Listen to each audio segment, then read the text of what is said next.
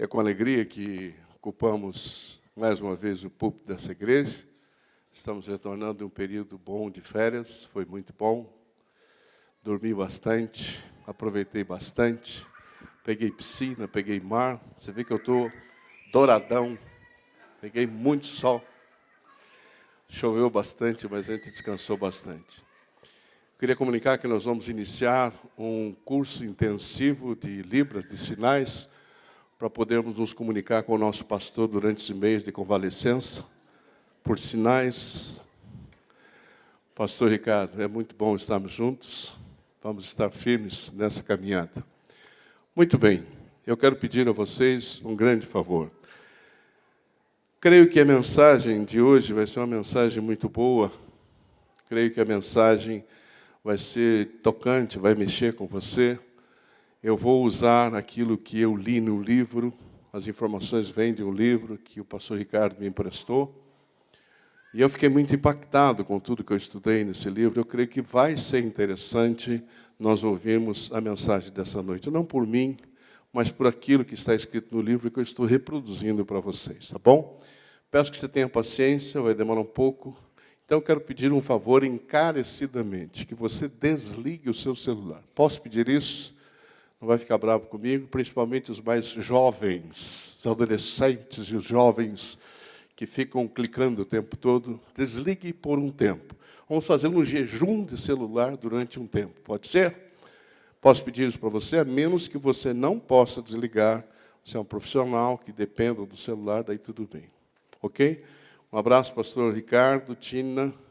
Bom vê-los aqui. Vocês estão bem? Que bom, glória a Deus. Muito bem.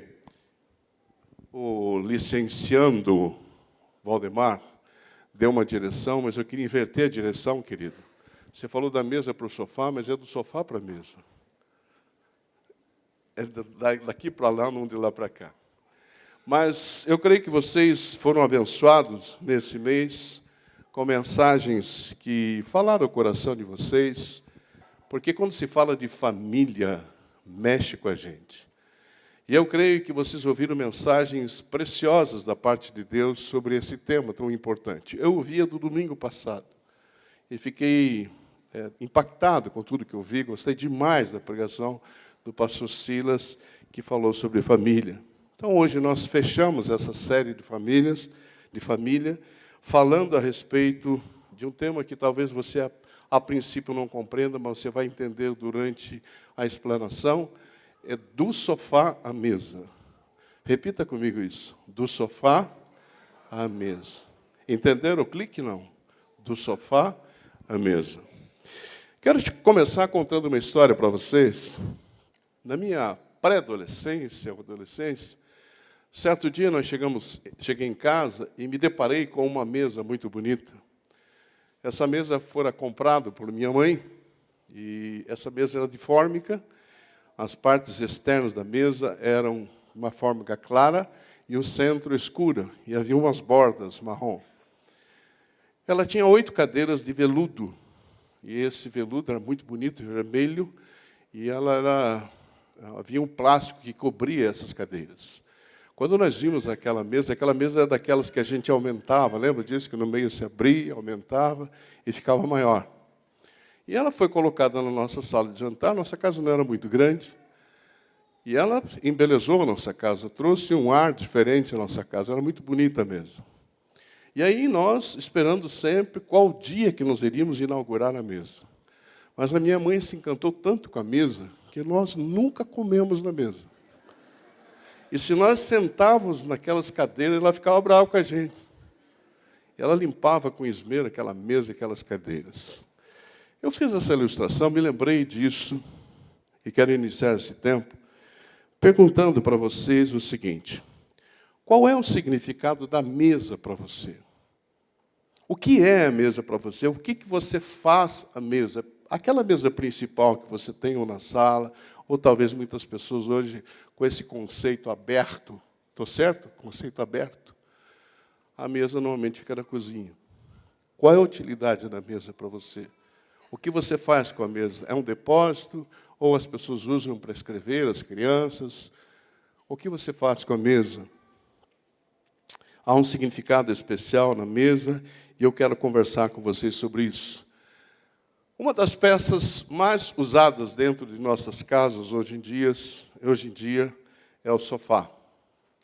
E as pessoas se sentam no sofá e sentam-se uma ao lado da outra, com foco normalmente na TV, e ali passam horas e horas assistindo a TV, sem conversar um com as outras.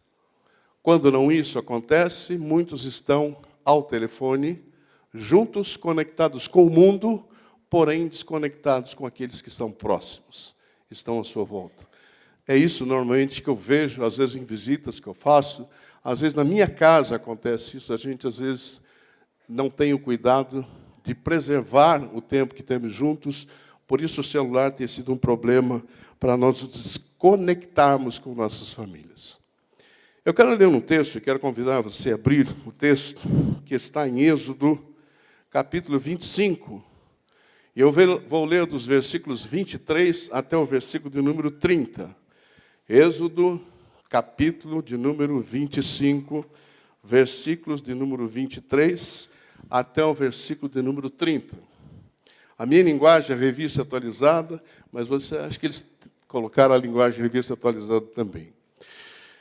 Está escrito assim na doce e inerrante palavra de Deus. Também farás a mesa de madeira de acácia, terá o comprimento de 2 côvados, a largura de 1 côvado e a altura de 1 côvado e meio. De ouro puro a cobrirás e lhe farás uma bordadura de ouro ao redor.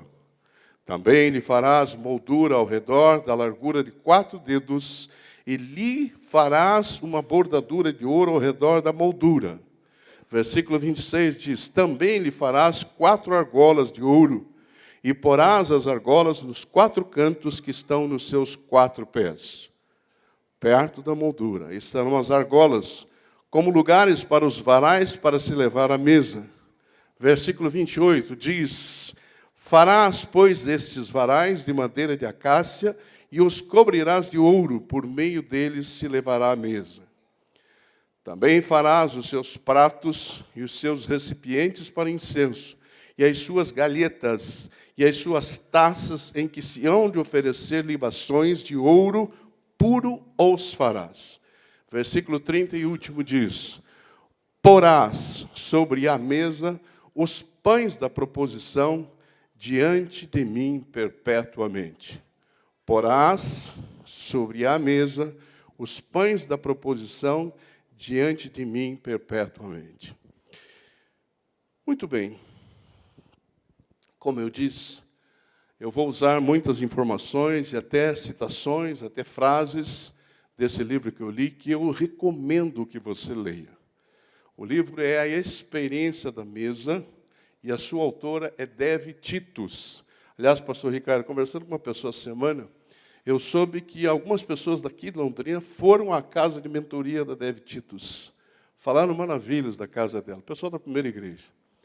Pois bem, essa mulher, ela é esposa de pastor, é conferencista, e ela começou a se interessar por esse tema da mesa, e começou a ler, pesquisar, porque ela ficou chocada com uma pesquisa que ela tomou conhecimento lá nos Estados Unidos. Preste atenção nisso.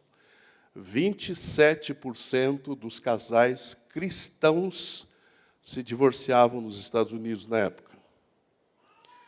25% dos casais que não conheciam Deus se divorciavam. Ela ficou chocada porque de cada 100 casais crentes, 27 se divorciavam. Não crentes, de cada 100, 25. Você entendeu a comparação? Mais pessoas cristãs se separavam do que pessoas não cristãs. Isso mexeu muito com ela. Ela estudando, se aprofundando, e ela iniciou um processo, iniciou um ministério em que ela começou a convencer pessoas da importância da mesa. Eu vou citar o que ela foi fazendo, o que foi acontecendo, você vai entender isso. Eu tenho convicção que ao final dessa pregação você vai encaixar tudo aquilo que eu falar para você. Muito bem, ela montou uma casa chamada Casa de Mentoria. E ela convida mulheres, 8 mulheres de cada vez, para ficar 4 dias com ela. E durante esses dias ela ensina essas mulheres como que elas devem usar a mesa em suas famílias. Muito bem, depois dessa mulher muito estudar e discernir o que Deus havia falado, ou vinha lhe trazendo através de textos na Bíblia, ela queria muito reverter essa situação que ela entendia ser uma situação nefasta, uma situação difícil em que as pessoas estavam vivendo. Muito bem. O primeiro toque de Deus para a vida dela foi através do texto que eu li para vocês. E esse texto fala a respeito de uma mesa que Deus deu a ordem a Moisés que se construísse essa mesa e se colocasse essa mesa com esses utensílios na arca, no tabernáculo, que era uma tenda feita de pele de animal e que essa tenda andava com o povo conforme Deus ia levando o seu povo pelo deserto. Ela fazia parte, era um dos objetos, um dos utensílios que fazia parte do tabernáculo. Muito bem, ela olhando para essa mesa, olhando para as dimensões da mesa, ela percebeu que as dimensões da mesa do tabernáculo eram e são as mesmas das mesas que nós usamos hoje. A altura, a largura da mesa. E ela começou a ficar ligada com isso e ficou pensando, Deus, o que é o pão da presença? E aí diz que Deus revelou a ela que o pão da presença é Jesus Cristo, porque Jesus Cristo é o pão da vida, é o pão que desceu do céu. Isso foi entregando essa mulher, e ela foi estudando, ela foi se aprofundando, e aí ela, ao ler um historiador, e esse historiador, eu vou citá-lo, é Edward Gibson, e esse homem, estudando o declínio do Império Romano, ele disse o seguinte, preste bem atenção, que eu creio que é importante essa citação. O golpe mais esmagador contra um império não vem de forças externas tentando conquistá-lo ou dominá-lo. O fundamento da grande civilização desmorona quando enfraquecido interiormente. Ele continua dizendo o seguinte, o que vem em primeiro lugar na lista para a queda de um império? E aí ele completa dizendo assim, a demolição da dignidade e da santidade do lar, que é a base da sociedade humana. Os maiores impérios do mundo foram derrotados não por causa do poderio militar ou político de mais alguém que fosse mais forte que ele, mas porque se tornaram vulneráveis quando pararam de dar atenção àquilo que estava acontecendo no lar. Se você pensar, refletir, qual é o nosso problema hoje? Onde está o nosso problema hoje? Está na igreja? Está na escola? A escola continua cumprindo o seu papel, ensinando, dando conhecimento. Mas o grande problema que nós temos hoje é dentro de casa. Quando eu vejo uma professora ser agredida, quando eu vejo um pai na escola porque uma professora chamou a atenção e o pai vai lá brigar com a professora, eu fico pensando, queridos, alguma coisa está errada na estrutura familiar. E aí, lendo esse livro, lendo essa pesquisa, a evolução da pesquisa dessa mulher, eu falei, gente, talvez seja saída. Talvez isso é necessário para que nós mudemos o nosso proceder em casa. E eu procuro entender o que está acontecendo em nossa nação. Eu, sinceramente, queridos, eu não acesso mais as redes sociais. É muita agressão, é muita besteira, muita bobagem. É muito desrespeito. As pessoas não conseguem mais discutir ideias, as pessoas discutem entre si, se agridem. Gente, eu não ponho uma palavra em rede social, porque é besteira. As pessoas não conseguem discernir se aquilo que você está falando é verdade ou não. Simplesmente ela rebate aquilo com grosseria, com agressões. Gente, isso é falta de educação. Muitas vezes é falta de base. Nós estamos enfrentando um problema muito sério em nossas casas. Queridos, o lar é onde o coração é formado para muitas famílias.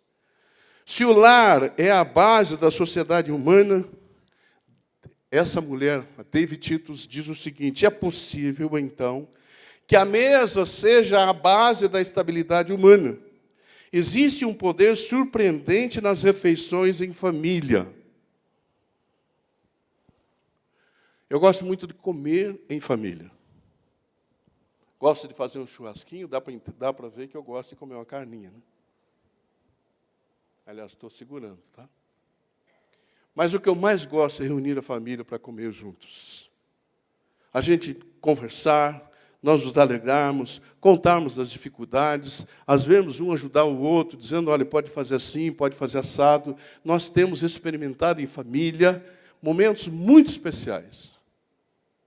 Eu creio que vocês também devem viver esses momentos, de ter um tempo especial em família quando estamos à mesa. Essas pesquisas, eu estou citando a você porque eu creio que vocês também fazem isso, mas nós precisamos melhorar isso. Precisamos avançar em nossas casas, e eu vou te ensinar algumas coisas daquilo que eu aprendi e estou tentando aplicar com nossa família. Essa mulher, David Titus, ela cita uma outra jornalista, uma mulher que fazia documentários, e essa mulher chama-se Miriam Weinstein. E ela diz que essa mulher fez estudos na psicologia, na educação, na nutrição e na sociologia. E ao examinar o fenômeno cultural das refeições familiares, ela concluiu que comer em família é um santo remédio. Melhora a qualidade da sua vida diária, as chances de sucesso dos seus filhos no mundo, a saúde da sua família e os valores na sociedade. Refeições com a família nos tornam mais inteligentes, fortes, saudáveis e felizes. Também parece guardar um significado espiritual peculiar, pois cada vez que damos graças a Deus, quando oramos à mesa, nós contamos com uma presença especial. Deus vem jantar conosco. Deus está conosco à mesa. Não importa se a mesa for arrumada para uma, para duas, para 10, para 20 pessoas. A presença de Deus à mesa não depende do número de pessoas. Não depende da qualidade da comida, da apresentação dos pratos ou do arranjo da mesa. Deus está presente. Mas de onde você tirou isso? Me dá a base bíblica. Apocalipse 3:20, você conhece? Quando separamos tempo para estar em família, Ele nos encontra e ceia conosco. Eis que estou à porta e bato. Se alguém ouvir a minha voz, eu entrarei em sua casa e cearei com ele e ele comigo. Deus está presente quando nós estamos em família, reunidos, comendo à mesa. Quando separamos tempo para estar em família, Ele nos encontrará e ceará sempre conosco. Novamente, eu quero te perguntar, como que você faz suas refeições? Como que cada membro da família faz? Cada um come isoladamente, come no sofá, come na cama, come no chão. Aonde? Comem rapidamente, comem vendo televisão, comem usando celulares. Pense como têm sido as refeições em sua casa. Isso me desafiou muito, queridos. Eu gostava muitas vezes, enquanto almoçava, assistia o jornal do meio-dia. Sabe quando isso acontece, queridos? Nós começamos a não prestar atenção naquilo que estamos comendo. Hora da refeição é hora de parar, de mastigar bem, de não exagerar, de conversarmos naquele tempo. Quando a primeira pessoa termina, não sair logo da mesa, esperar que todos terminem para sair da mesa. Vá refletindo sobre como é a tua rotina diária. Isso me fez refletir muito de como tem sido a nossa vida como família em relação às refeições. Bill Hubish, acadêmico religioso, diz que o Evangelho de Lucas narra 10 feitos memoráveis na vida de Cristo, e cada um deles aconteceu em uma refeição. Ele comeu com Lázaro e suas irmãs, e ali uma delas derramou aquele perfume em Jesus, um pouco antes de sua morte. Ele comeu com Zaqueu, e Zaqueu encontra salvação em uma refeição. Ele comeu com o carcereiro, e toda a família do carcereiro foi batizada. Ele comeu com Levi, o Mateus, que nós lemos na Bíblia, o Evangelho de Mateus, que escreveu o Evangelho de Mateus, comeu com Simão o leproso. Ele comeu tanto com as pessoas que ele foi acusado de comer com pecadores, de ser glutão, de ser beberrão. Eu não acredito que Jesus era glutão e era beberrão, mas eles acusaram Jesus disso. Mas Jesus fazia questão de estar com as pessoas à mesa. Você se lembra que depois da ressurreição, ele caminhando para Emaús com os seus discípulos, ele só o reconhece quando ele parte o pão. O pão da presença estava diante dos seus discípulos. Queridos, no Antigo Testamento, as refeições aconteciam com o fim de recontar as histórias. A história era passada de pai para filho. No Novo Testamento, a comunhão era uma experiência à mesa. As pessoas se reuniam para comer juntos. O lar é onde o coração é formado. Todo o desenvolvimento físico, emocional e espiritual do ser humano começa em casa. Nós temos tantas atividades fora de casa e tanta distração dentro de casa que não conseguimos sentar à mesa como família. Não conseguimos separar um tempo para estarmos juntos, inteiramente naquele momento. O lar tem deixado de ser o centro da atividade familiar. Em vez de passarmos tempo juntos em volta da mesa, compartilhando histórias e nos relacionando, na maior parte do tempo estamos separados, fazendo atividades em direções diferentes.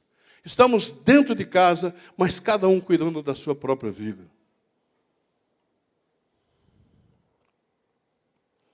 Se o lar é onde o nosso coração é formado, então a mesa é o local em que o nosso coração é conectado. A mesa, queridos, é o lugar em que a família se senta separada por 1 metro de distância, frente a frente, olhando o olho nos olhos. A mesa é o lugar, queridos, em que nós conversamos pelo menos de 30 minutos a 1 hora. É o lugar em que nossa alma é nutrida e nosso caráter é formado. É o lugar no qual a presença sobrenatural do próprio Deus vem até nós e opera em nosso coração. E eu quero falar agora para as mulheres. Mulheres, vocês são as guardiãs do lar. Vocês são responsáveis por criar esse ambiente em família. O que você pode fazer? Tome conta de sua família, mudando aos poucos os hábitos. Procure priorizar pelo menos uma das refeições. E nessas refeições, procure fazer com que todos possam estar juntos. Se o marido chega mais tarde, espera um pouco. De repente, é ao jantar que você pode unir todos. De repente, ao almoço. Nós fazemos 21 refeições por dia, por semana. Muitas vezes não nos reunimos café, almoço e jantar. Por semana, tá, Ricardo? Não é por dia, não. Você já riu, né? 21 por semana. Quantos você come juntos? Café da manhã, almoço e jantar. Muitas vezes nós não comemos nenhuma refeição em família. Mulheres, façam a mesa ser um lugar de prazer. Coloque uma toalha bem bonita, talheres bem arrumados, guardanapos coloridos, copos diferentes, coloridos para as crianças. Prepare refeições criativas e dê uma aparência bonita. A mesa pode ter qualquer desenho, queridos. Pode ser quadrada, redonda, retangular, não interessa. Interessa que você faça desse momento um momento especial. Logo que eu me casei com a Dorcas, eu gostava de tomar café somente na xícara. E ela casou, nós casamos, E ela colocava prato de pão, prato de café e a xícara. Eu falei, para que isso? Eu falei, não, preciso. Pratinho para a xícara, pratinho para o pão. Faquinha para cada um, colherinha para cada um. Eu falei, meu Deus, quanto desperdício. Tem que lavar tudo isso. Eu morei sozinho muito tempo, então não gostava de lavar muita louça. Mas sabe uma das coisas que eu mais admiro na minha esposa? É que ela faz de uma refeição um momento especial. Ela gosta de cozinhar, então ela se esmera no cozinhar. Quando ela coloca uma comida na mesa, é algo especial. Oh, aleluia! Glória a Deus!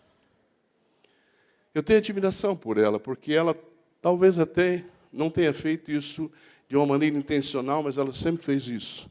E ela põe sempre uma toalha rendada. Eu falei, mas o pessoal vai manchar, então não tem problema, eu lavo depois. Às vezes tem umas toalhas brancas, eu falei, meu Deus do céu. Mas ela põe guardanapos. Você está entendendo isso?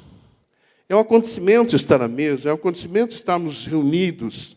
Esses dias fui fazer uma visita para um casal que está aqui nessa noite. Me convidaram para ir à casa deles. Eu fui.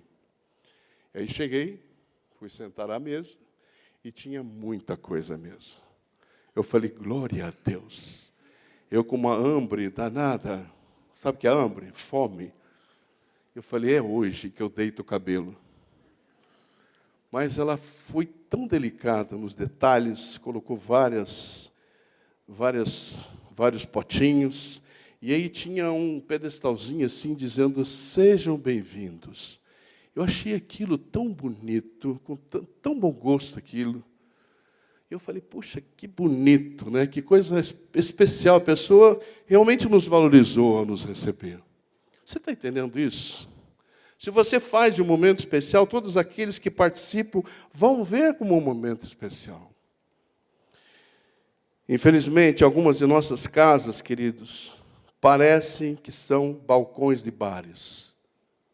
Já vi muitas casas terem balcões e as pessoas comem olhando para a parede. Sentam em banquetas e olham para a parede. Compre uma mesa. Comece a comer de frente um para o outro. Entendeu? São decisões que você precisa tomar, nós precisamos tomar. Eu vou te dar um dado do Centro de Pesquisa de Nutrição Infantil dos Estados Unidos. Preste atenção nisso. Que mostra que crianças com sobrepeso, em 50% das vezes, elas comem à frente da TV. Comem olhando para a TV ou o celular, e a pessoa não degusta o que come, perde o prazer pela refeição e pode comer além do que precisa. O comer rápido também é um problema que nós enfrentamos. Eu estou tentando te ajudar, querido, para que você pare e pense como tem sido o teu dia a dia, como tem sido a tua rotina. Nós estamos correndo demais. E não separamos tempo de qualidade para estarmos como família. Eu li também uma história de uma senhora que comprou uma taça, muito bonita, e aquela taça era toda decorada, a taça. E ela teve uma ideia. Ela tinha esse hábito de fazer refeições em família. Ela tinha entendido o princípio da mesa. E ela tomou uma decisão com o esposo. Todas as vezes que alguém passasse por uma luta da família, era uma família grande, ou tivesse uma vitória, aquela taça era entregue para a pessoa. Então, quando ela arrumava a mesa, ela já separava os lugares, já botava o nome dos lugares das pessoas que iam sentar e botava a taça no lugar daquele que estava passando por uma luta ou que tinha obtido uma vitória. Você já pensou isso? Chegar num lugar, você ter uma taça para você, de uma vitória que você teve, ou uma luta que você está enfrentando? São coisas criativas que a gente pode fazer, que pode trazer um momento especial como família. Quero te dar um outro dado. Eu fiquei impressionado com esse dado. Em 1997, olha quanto tempo atrás, a Associação Americana de Psicologia publicou um estudo que ilustrou o papel crucial da refeição em família na vida dos adolescentes. Já falei das crianças, e agora eu vou falar dos adolescentes. O estudo descobriu que adolescentes comportados, aqueles com melhor relacionamento com os colegas e maior motivação acadêmica, Esses jantavam com a família em média de 5 dias por semana. Você está entendendo isso? Eles chegaram à conclusão que a estabilidade desses adolescentes e a maneira como eles agiam é porque eles tinham um ambiente seguro em casa.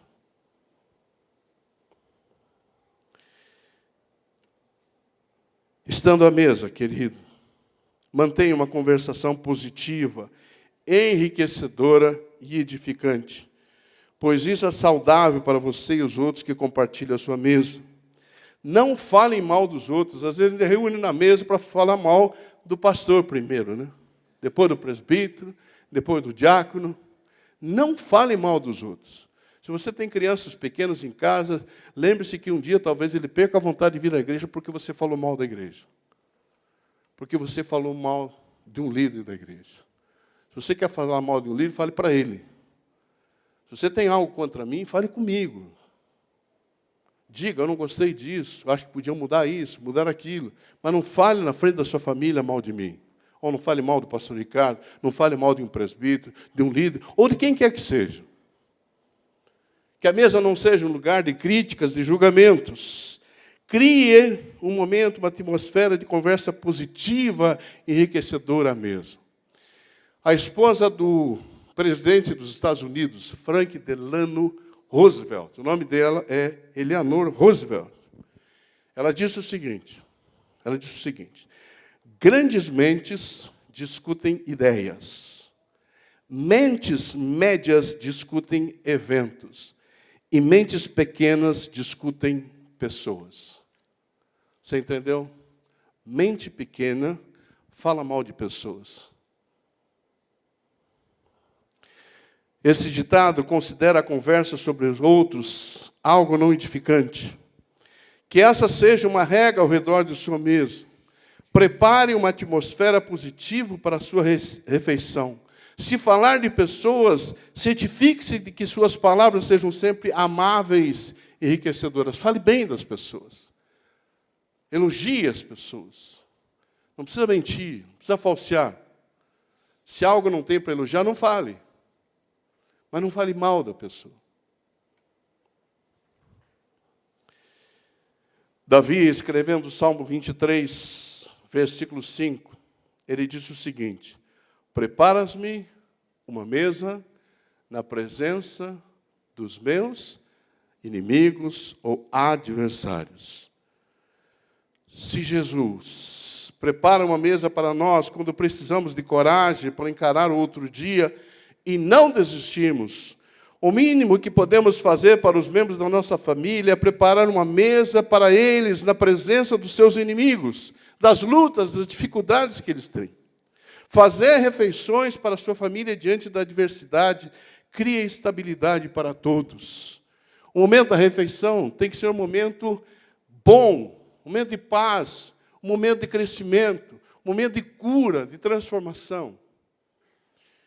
Certo dia o pastor Messias me contou uma história, acho que eu já contei para vocês, mas vou repetir. Ele disse assim: pastor, lá em casa eu controlo meus filhos no bico do sapato. E ela usava um sapato, aqueles bico fino. E ele falou: é, minha irmã? É. Na hora da refeição, a nossa mesa é quadrada, é retangular, eu sento aqui, meus filhos do outro lado e meu marido na cabeceira. E eu ponho o meu pé numa travessa que tem embaixo da mesa e fico o meu pé ali. Se um dos meus filhos vai falar qualquer coisa que não agrade o pai, eu chuto a canela deles. Para eles não falarem. O pastor me disse: mas por que você faz isso? Ele falou: porque se eles falarem qualquer coisa que desagrade o pai, ele xinga, ele briga, ele joga as coisas. Eu fiquei pensando: você já pensou você comer num ambiente desse? A tensão que você fica na hora da refeição, porque se você falar qualquer coisa, alguém explode. Existe uma presença redentora em nossas mesas. Quando Cristo está à mesa, pode não apenas curar os emocionalmente feridos, mas também confirmar e estabilizar a identidade pessoal durante circunstâncias familiares difíceis e confusas. Eu sento na cabeceira, o meu lugar é a cabeceira, na minha casa. E eu olho para todos os membros da minha família, eu sei como eles estão. E eles sabem como eu estou. a mesa você não tem como fingir. Concorda comigo ou não? Se você não come, por que você não está comendo? Alguma coisa está acontecendo. Se você está de cara amarrada, cara feia, alguma coisa aconteceu. À mesa, a gente fica transparente. Estamos sempre de frente uns para os outros, e isso é importante. A sua família, querido, minha querida, pode não ser uma família tradicional. Pode ser uma família combinada, uma família de pai ou mãe solteiros, ou filhos só de final de semana. Independente de suas circunstâncias específicas, é à mesa que sua nova família ganhará um senso de identidade. Quando há palavras gentis, cumprimentos, elogios, isso dá coragem ao outro para que ele se abra, para que ele se torne vulnerável e que se conecte com sua nova família. Então, você quer ganhar um novo membro da sua família, você se conecte à mesa. Sendo gentil, elogiando, falando palavras boas. Queridos, como qualquer mesa de jantar, a mesa da última ceia foi posta pratos, copos, tigelas. Naqueles pratos estavam os elementos naturais, o pão e o vinho, que tinham feito parte da Páscoa durante muitos séculos. Jesus disse aos seus discípulos: fazei isto em memória de mim. Essa mulher, lendo esse texto, disse assim: qual foi o propósito de Jesus ao dizer fazei isto? Fazei o quê? Com certeza, enquanto o mestre conversava com os seus discípulos, ele ensinando os seus discípulos, eles estavam comendo juntos. Aliás, Jesus gostava de comer junto. Você lembra quando ele ressurgiu, que ele vai encontrar com Pedro, o que ele diz? Tem uma coisinha para comer aí? Ele não come peixe com Pedro? Restaura Pedro, que tinha feito aquela coisa terrível, que depois ele se arrepende, que foi a negação de Jesus, mas Jesus o restaura sem o criticar, sem o julgar, simplesmente come com ele.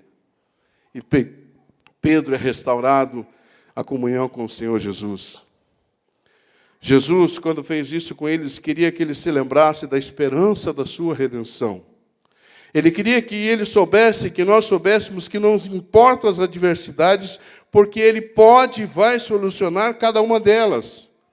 Agora, eu posso imaginar, queridos, o que aconteceria em nosso lar, se toda vez que tivéssemos uma refeição, ela fosse realizada na mesa e a nossa oração fosse redentora.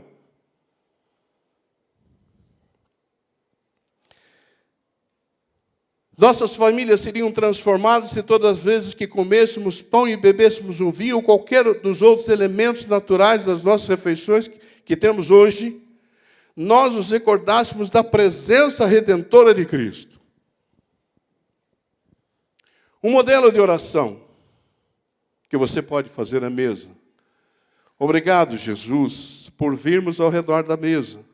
E sabemos que quando erramos, podemos contar um ao outro, e tu podes ajudar-nos a saber como fazer certo da próxima vez.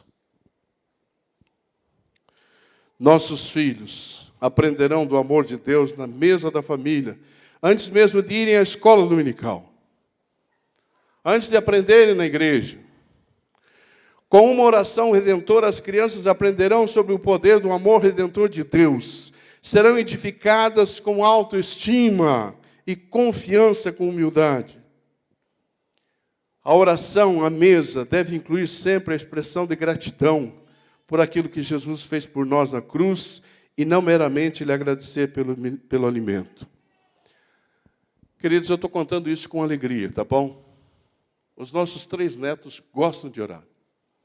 E quando nós colocamos a mesa, eles querem orar. Esses dias o pastor Messias foi jantar lá em casa e eu perguntei, quem quer orar? Os 3 queriam orar. E aí o pastor Messias deu ideia. Então, cada um ora. E aí os 3 fizeram uma oração, cada uma diferente da outra. Foi um momento tão especial na oração das crianças. Ensinar nossas crianças à mesa a gratidão, que a cura pode vir também naquele momento, que Deus está ali.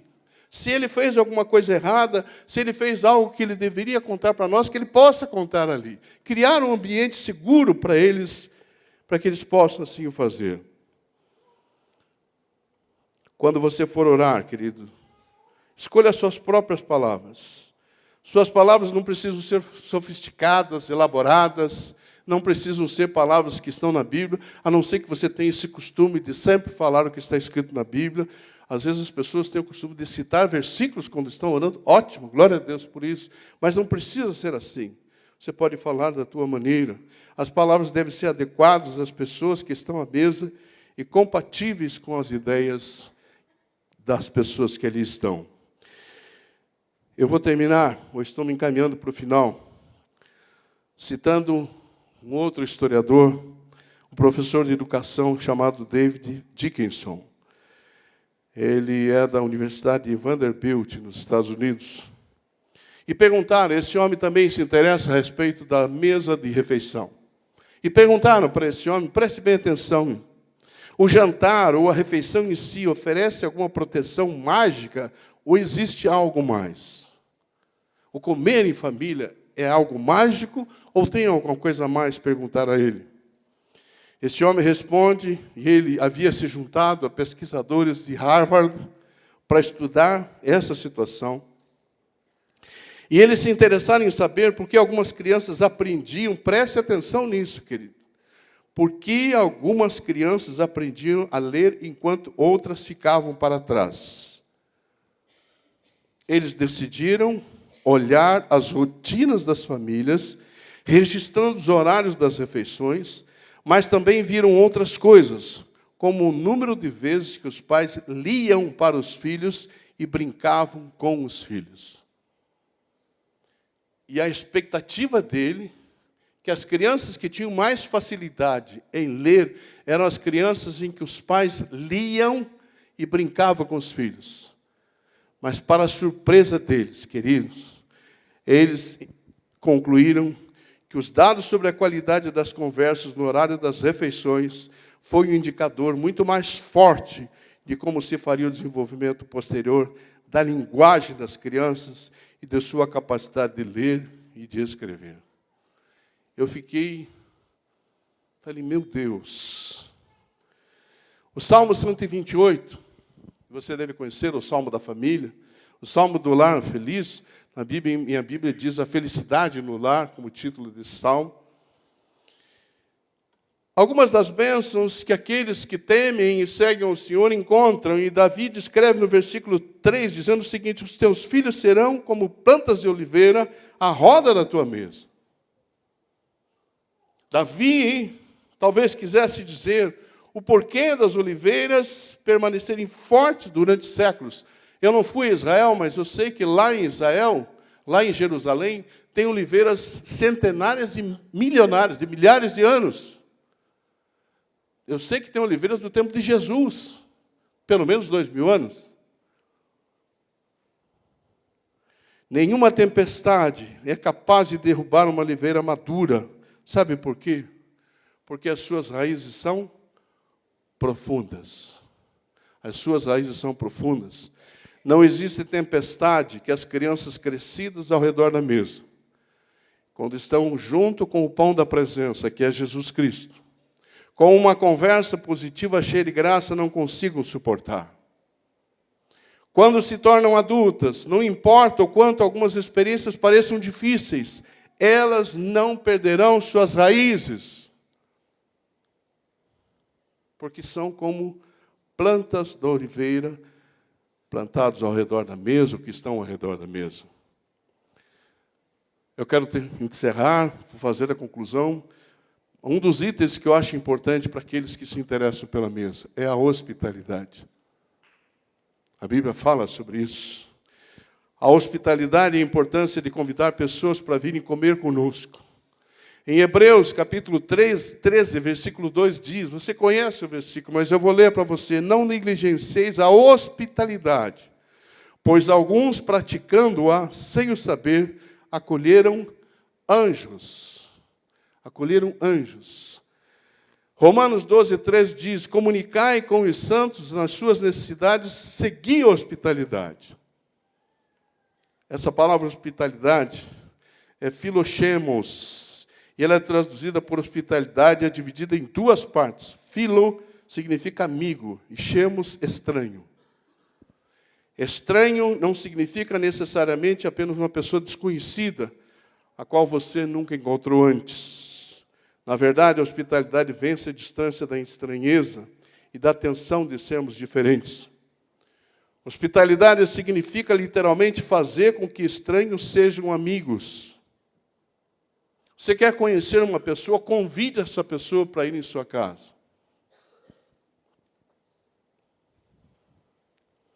Convidar alguém para uma refeição em casa cria tempo de qualidade e uma oportunidade de estender uma conversa que será focada. Convide pessoas para virem estar junto com sua família.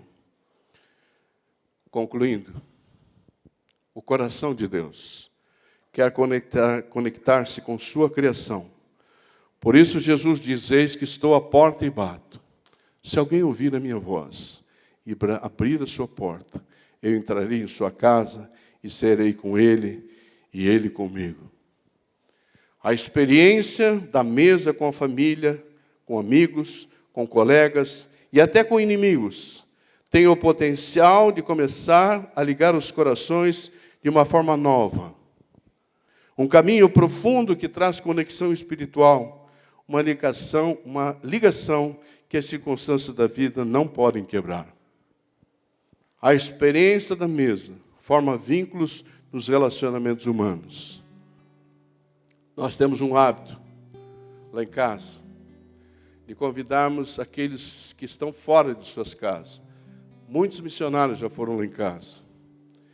As minhas filhas, meus netos, minhas netas, conhecem muitos lugares do mundo através de missionários que foram lá em casa. Porque eles contam suas histórias, contam suas lutas, contam suas vitórias.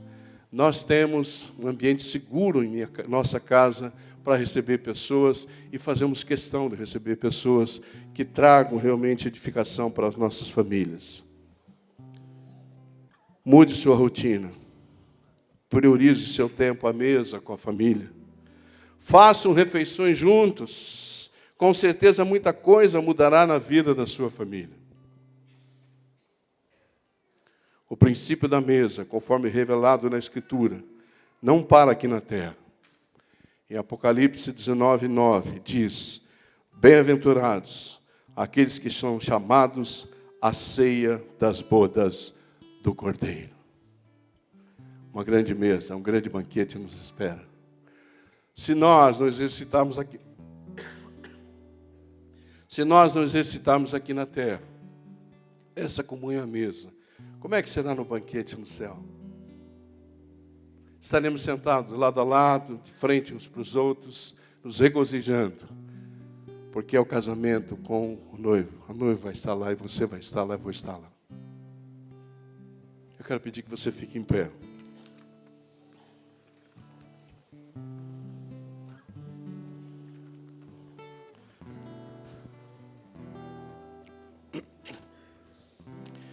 Eu não sei como é que você recebeu essa mensagem. Eu não sei como é que isso está sendo trabalhado pelo Espírito Santo em seu coração. Se de repente tudo em sua vida é prioridade, menos o estar em família. Será que não é hoje o dia de você e eu tomarmos uma decisão? Tomarmos uma decisão de priorizar a nossa família, de priorizar o tempo em família. Deixa eu dizer para você, eu imagino que a sua vida deve ser corrida. Eu imagino que a sua vida deve ser difícil. Eu não estou aqui achando que é simples fazer isso. Mas eu estou entendendo que você tem que saber aquilo que é mais importante para você. Se é a estabilidade da sua família, se é o bem-estar dos teus filhos, se são os relacionamentos conectados que você precisa em sua casa, que talvez seja a causa de tantas discórdias, dificuldades que enfrentamos. Será que não chegou a hora de nós tomarmos uma decisão? De priorizarmos um dia, uma refeição? Talvez você não possa fazer todos os dias, mas você possa fazer 2 vezes por semana. Isso pode ser um acontecimento em sua casa. Todos vamos estar reunidos em tal dia. Eu lembro muito bem da minha avó, ela falava, todos vão comer juntos.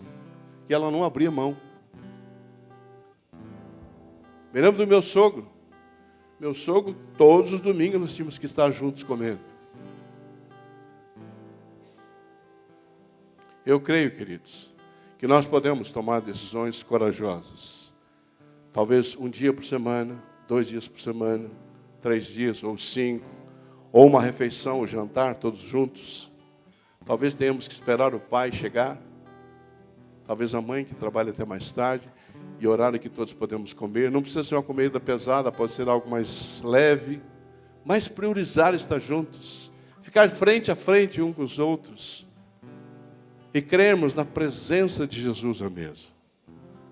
Eu quero orar por você. E se você está tomando uma decisão, eu tomei essa decisão, tá?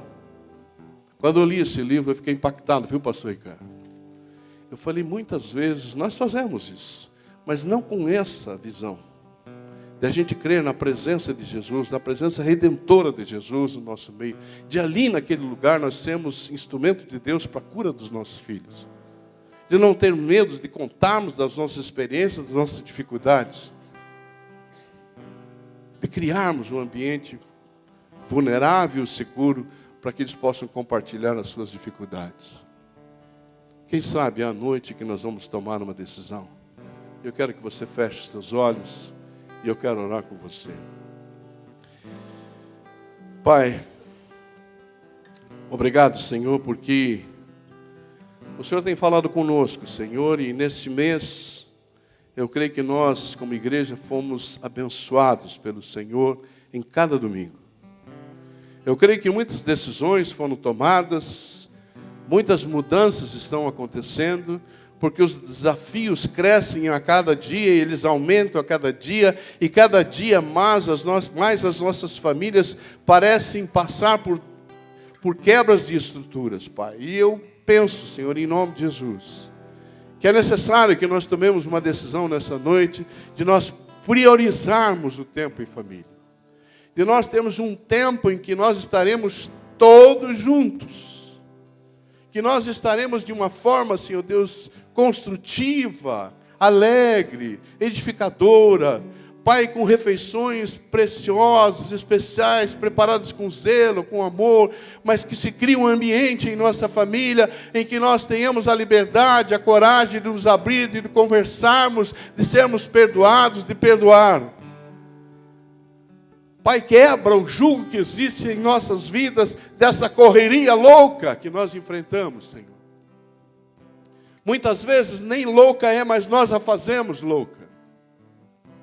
Muitas vezes, Senhor, nós priorizamos tudo menos a nossa casa, menos a nossa família. Passamos muitas vezes mais tempo fora de casa do que dentro de nossas próprias casas. E aí, Senhor, nós não entendemos por que acontecem determinadas coisas. Eu creio nessa noite, pela revelação do Teu Santo Espírito, que muitos de nós estamos tomando uma decisão de priorizarmos o nosso tempo em família.